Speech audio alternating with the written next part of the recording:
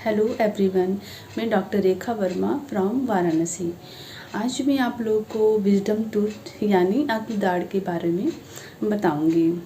तो सबसे पहले आइए स्टार्ट करते हैं बच्चों से। जब बच्चा मतलब 6 महीने का होता है तो उसका पहला टूथ आता है और ये 6 महीने से 3 साल तक का प्रोसेस होता है जिसमें इसके पूरे दांत आ जाते हैं। मतलब 6 महीने से लेके 3 साल तक उसके पूरे दांत, जिनको हम दूध का दांत या डेसिडुअस टूथ बोलते हैं, वो पूरे आ जाते हैं और 20 होते हैं पूरे।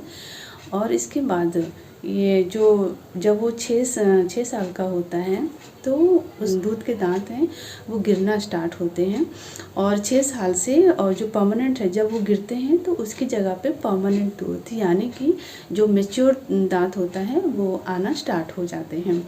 तो जो ये प्रोसेस है मतलब जो दूध के दांत का गिरना या डेसिडुअस दूध का गिरना फिर परमानेंट का आना, ये सब 6 साल से 12 साल तक ये प्रोसेस चलता रहता है और हर दूध का ये अपना अपना टाइम होता है गिरने और निकलने का। तो जब बच्चा 12 साल का होता है तो वो उसके पूरे 28 दांत आ जाते हैं मुंह में। तो लेकिन आप लोग बोलें कि उस मुंह में तो 32 दांत होते हैं। हाँ, 32 दांत होते हैं, लेकिन 12 साल तक 28 दांत आते हैं। लेकिन इसके बाद जो 4 दांत होते हैं, एक इधर के, एक इधर के और एक नीचे के, एक इधर के, मतलब 4 दांत जो होते हैं, जब बच्चा 17 साल का होता है तब वो निकलना स्टार्ट होता है। वो विजडम टूथ या अक्ल दाढ़ क्यों बोलते हैं? क्योंकि ना जब ये इनका जो निकालने का टाइम होता है वो 17 साल होता है, जब तक कि बच्चा मैच्योर हो जाता है, उसको अक्ल आ जाती है, इसीलिए इसको अक्ल दाढ़ कहा जाता है। तो ऐसा नहीं है कि ये 25 साल तक ही निकल सकते हैं। किसी किसी में देखा गया है कि जब उनकी उम्र 30 साल होती है या 40 साल भी होता है तब भी ये निकलते हैं। तो और ये सबसे लास्ट दांत होता है निकलने का पूरे मुंह में, तुम जो ऊपर है, जैसा कि आप देख रहे हैं पिक्चर में। अब ये जानते हैं कि जो विजडम टूथ होता है ये हमारे मुंह में कैसे प्रॉब्लम क्रिएट करता है। देखिए, जब प्राचीन काल में जब मनुष्य थे वो उनके जबड़े बड़े होते थे, है ना, और उनके जो पूरे दांत होते हैं वो फंक्शनल होते थे। मतलब कि उस समय जब मनुष्य को खाना बनाना नहीं आता था तो वो मतलब रॉ फूड, मतलब कि कच्चे मतलब जो कच्चा खाना, यानी कि मतलब कि वो चाहे वेजिटेबल हो चाहे नॉन वेजिटेबल हो, ये सब वो कच्चा खाते थे चबा चबा के। तो उससे क्या होता था, उनके जबड़े की एक्सरसाइज भी होती थी, मतलब उनके जबड़े बड़े बड़े होते थे और तीत भी सारे मतलब पूरे मतलब उनके फंक्शन होते थे। तो उस कारण की जो लास्ट में जो विजडम टूथ होता है वो प्रॉपरली मुंह में निकल आते थे, क्योंकि उनको अच्छा स्पेस मिल जाता था। लेकिन जब ये मतलब समय बीतता गया और जब मनुष्य को मतलब खाना बनाने आ गया तो वो खाना पकाने लगा। इसके बाद जो खाना पकाए खाने से क्या हो गया कि वो खाना थोड़ा सॉफ्ट होने लगे, तो उनको मतलब जबड़ों में इतना चबाने की ये सब की आदत नहीं रह गई, ना उनको खाने की ना उनको नोचने की ये सब आदत नहीं रह गई। तो उससे क्या हुआ कि जो उनके जबड़े हैं छोटे होने लग गए। कह लीजिए इवोल्यूशन के कारण भी उनके जबड़े होते हैं वो दिन बाय दिन मतलब छोटे होते गए। और जो भी दांत है उनके जो पीछे के जो 3 दांत होते हैं जिनको मोलार बोला जाता है, फर्स्ट सेकंड थर्ड, यही दांत हमारे चबाने काम आते हैं। 3 ऊपर रहते हैं, 3 नीचे, 3 इधर और इधर, मतलब चारों तरफ, मतलब चारों मतलब साइड में हमारे 3 दांत जो होते हैं, जैसा कि आप पिक्चर में देख रहे हैं, लास्ट के जो 3 दांत उन्हीं को फर्स्ट सेकंड थर्ड मोलार कहा जाता है। और जो थर्ड मोलार है वही विजडम टूथ होता है। तो इससे क्या हुआ कि जब जबड़े छोटे होने लग गए तो जो थर्ड मोलर को निकलने के लिए वो स्पेस उनको कम मिलने लग गया। लेकिन उनको निकलना है तो उससे क्या हुआ कि उनको निकलने के लिए प्रॉपर जगह नहीं मिल पाई या स्पेस नहीं मिल पाया उनको उनके हिसाब से। तो वो क्या हुआ कि आड़े तिरछे निकलना स्टार्ट कर दिए। कभी कभी ये पार्शली भी मतलब निकलने लगे, मतलब आधा मतलब उसमें बोन में हो, आधा बाहर निकला है, इनको पार्शली इरप्शन बोलते हैं जैसा कि आप पिक्चर में देख रहे हैं। तो जब वो पार्शली निकल रहे हैं या निकलते ही नहीं थे जब, तो इससे क्या होता है कि जब आधे निकले हैं तो ये मसूड़े और दांत के बीच में जगह बन जाती है। तो वहाँ पे क्या होता है, जब खाना खाते हैं तो वहाँ पे खाना फंसने लगा।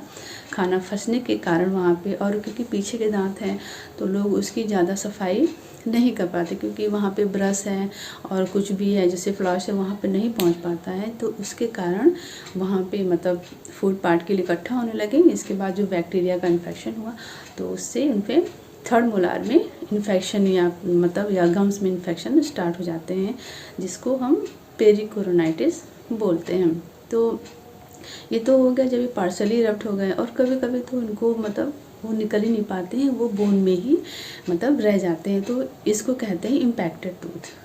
तो इसके क्या हो गया कि जब वो अंदर ही रह गए तो वो कभी टूथ के पास चले आए तो कभी तभी हम बिल्कुल किनारे मतलब उनका पोजीशन हो गया, कभी मीडियली टिल्ट हो गए तो कभी डिस्टली टिल्ट हो गए, कभी वो इन्वर्टेड ही रह गए उसमें, और कभी हॉरिजॉन्टली मतलब लेटा हुआ ही, ऐसे वो सब मतलब तिरछे आड़े वो उसमें मतलब पड़े रहते हैं।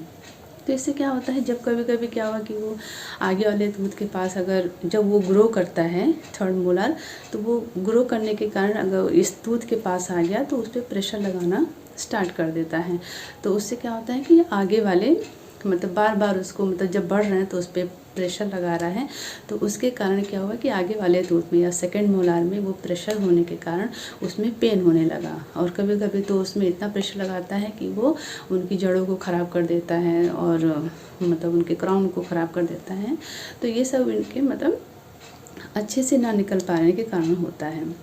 तो मतलब ये सब होने पे इसे क्या होता है ना कि इसमें बहुत ज़्यादा कॉम्प्लिकेशन आ जाते हैं।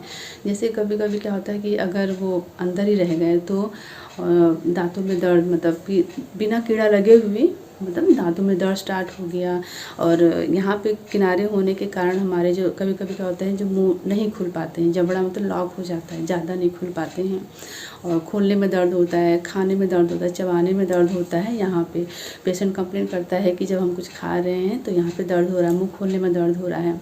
तो और जो पेन होता है इसका ये रेडिएटिंग होता है, मतलब कि ये रेडिएट होके कभी कान में अभी तब कंप्लेन आती है कि पेशेंट के कानों में दर्द हो रहा है, कि हमारे सर में दर्द हो रहा है।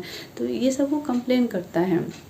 तो आप अच्छे से उसको एग्जामिन करिए कि हाँ कि अंदर क्या है। तो कंप्लेन लेके आया तो हम लोग क्या करते हैं, एग्जामिन करते हैं कि कहीं कीड़ा तो नहीं लगा है। तो कीड़ा नहीं लगा है, इसके बाद भी उसको पेन हो रहा है कि कहता है कि गले में यहाँ पे दर्द हो रहा है, तो ये सब होता है। तो इसके लिए हम एक्सरे लिया जाता है।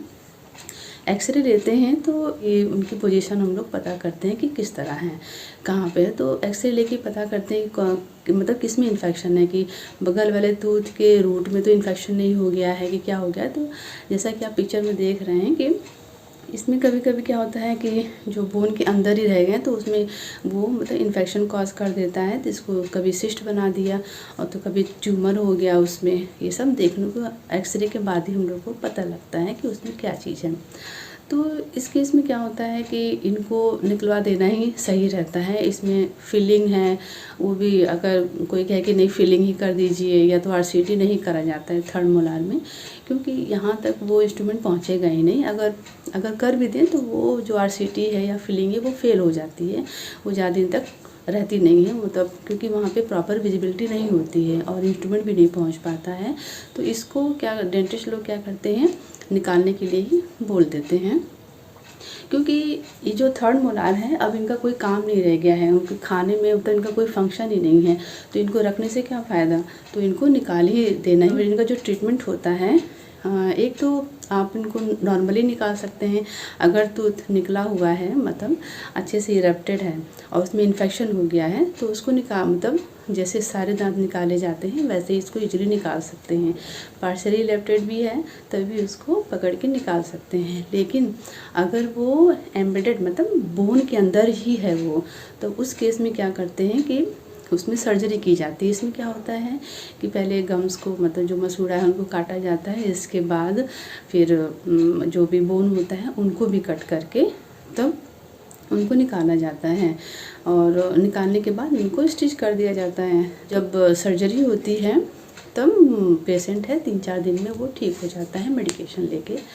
तो इसमें कोई डरने की बात नहीं है कि विजडम टूथ है सर्जरी होगी पीछे यहाँ पे मतलब कैसे निकलेगा, तो ऐसा कुछ नहीं है, वो इजली निकल जाए। तो ये सब थी मतलब विजडम टूथ के बारे में कि ये क्या होते हैं और ये क्या प्रॉब्लम क्रिएट करते हैं, इनको कैसे मैनेज किया जा सकता है। तो आई होप आप लोग को ये इन्फॉर्मेशन पसंद आई होगी। Thank you.